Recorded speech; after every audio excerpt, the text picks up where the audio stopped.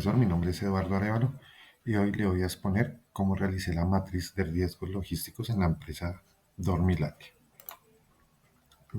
Como primera medida,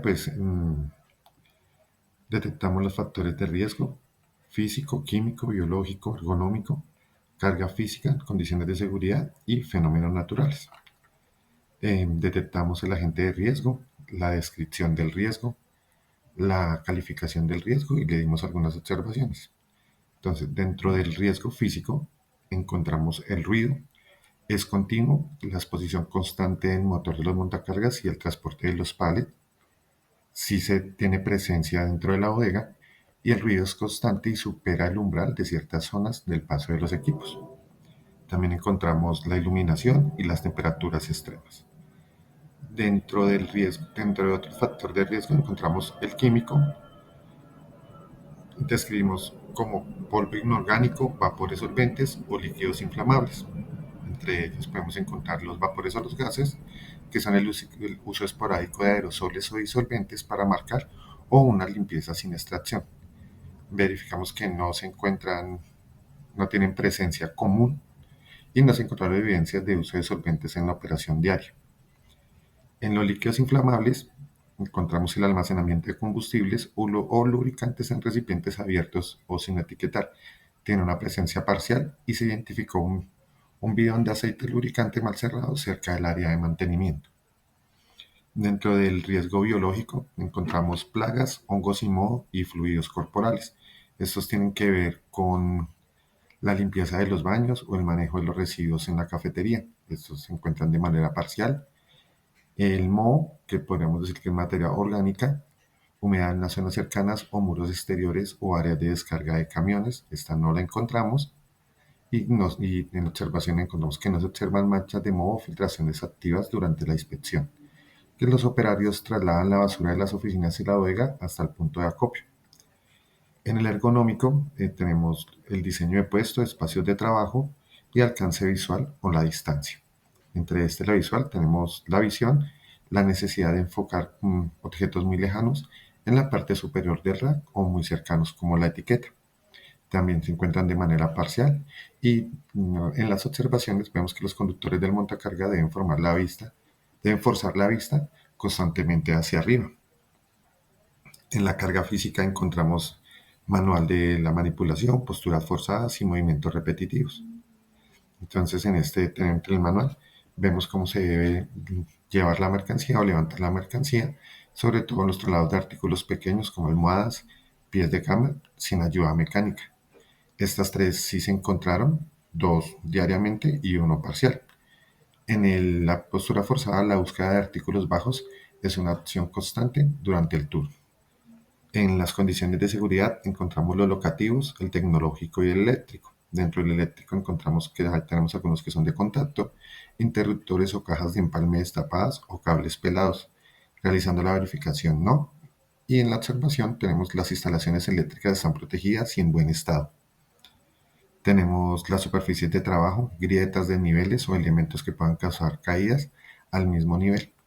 En estas sí se presentan y se observan grietas y desniveles cerca de los muelles de carga. Entre los fenómenos naturales clasificamos el sismo, el terremoto, el vendaval o los vientos y las inundaciones. Entre el sismo, de los fenómenos naturales, encontramos el estructural o el colapso, que son los daños en la infraestructura, caída de rack o colapsos del edificio. Pues siempre los fenómenos naturales están presentes en esta clase de estructuras, pues sí se presenta, y el riesgo existe siempre que la naturaleza sísmica de la zona y la altura de los estantes. En segunda, encontramos como segundo paso, seguimos trabajando con la compañía Dormilandia, vemos que tenemos que el factor de riesgo son los mismos, los químicos, físicos. En fenómenos naturales encontramos los agentes de riesgo, que le damos una clasificación, como lo vimos en la anterior tabla, de sí parcial, no, sí parcial, y le damos una puntuación de acuerdo a la probabilidad. Entonces tenemos dentro del ruido, como se presenta, es constante, tenemos una probabilidad de 4, la iluminación deficiente de 3, las temperaturas extremas por falta de ventilación, le damos una puntuación alta. La puntuación va de 1 a 5, siendo 1 la más baja y la 5 la más alta. Tenemos hongos y mohos. Como no tiene presencia, le damos una puntuación de 1, que sería la más baja. La carga física, el manual de manipulación, como es y como se refleja todos los días, le vamos a dar una puntuación de 5. Y así con todas le dimos una puntuación de acuerdo a la tabla de puntajes. Y con la puntuación de consecuencias, también le dimos, por ejemplo, al ruido, le damos una consecuencia de 3, siendo una intermedia. Encontramos el polvo inorgánico con una puntuación de 4, siempre se maneja bastante polvo. Encontramos otra intermedia, como son los espacios de trabajo, los pasillos, que se presentan a diario. Y una de las más fuertes, que en condiciones de seguridad, que en campo a la consecuencia, son los riesgos eléctricos, pero la probabilidad de que ocurra es 1.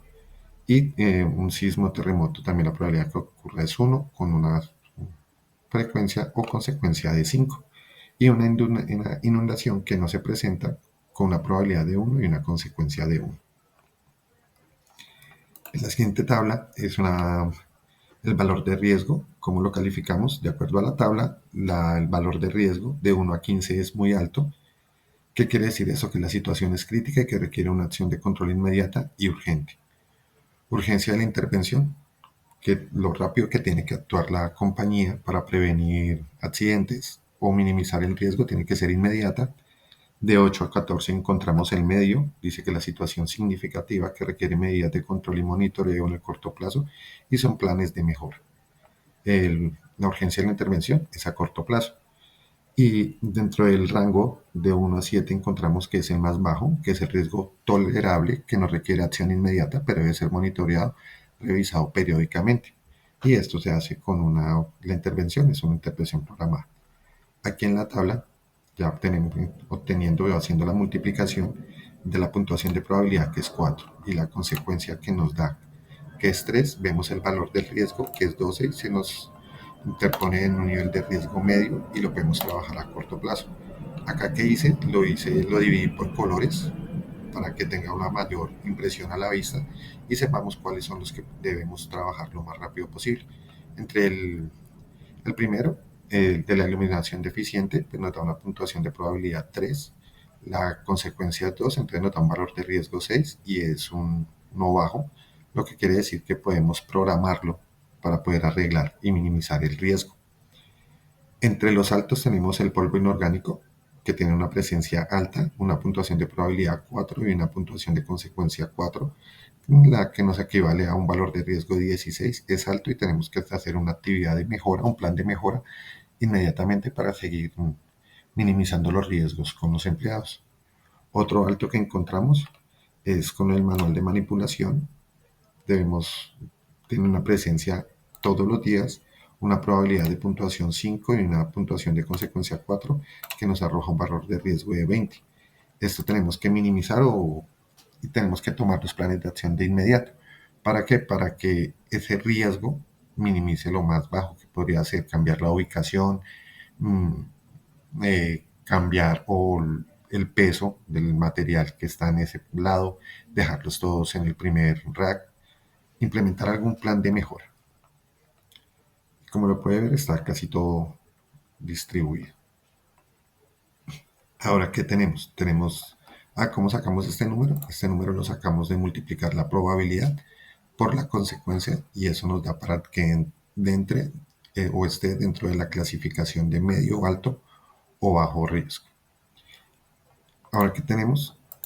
Tenemos las conclusiones. No se abrió las conclusiones. Ya lo dejo. Dice las conclusiones del análisis de ejercicio de riesgo en Dormilandia. Primero, el ejercicio de aplicar un checklist y la matriz de riesgo en la bodega de Dormilandia sirvió principalmente para jerarquizar los problemas y fundamentar la toma de decisiones en seguridad. 2. Usando el método de probabilidad por consecuencia, pude cuantificar los peligros y estos pasaron de ser una lista general de problemas a una lista clara de prioridad de inversión y control. Tercero, tuve la prueba los valores de riesgo para pedir cambios efectivos que mejoren claramente las condiciones del área de almacenamiento del producto. Y como cuarta conclusión, el resultado es un mapa que indica dónde está el verdadero peligro, los 4 riesgos altos, para que la empresa pueda crear planes de trabajo enfocados y no malgastar recursos. Muchas gracias, que esté muy bien, profesor. Feliz noche.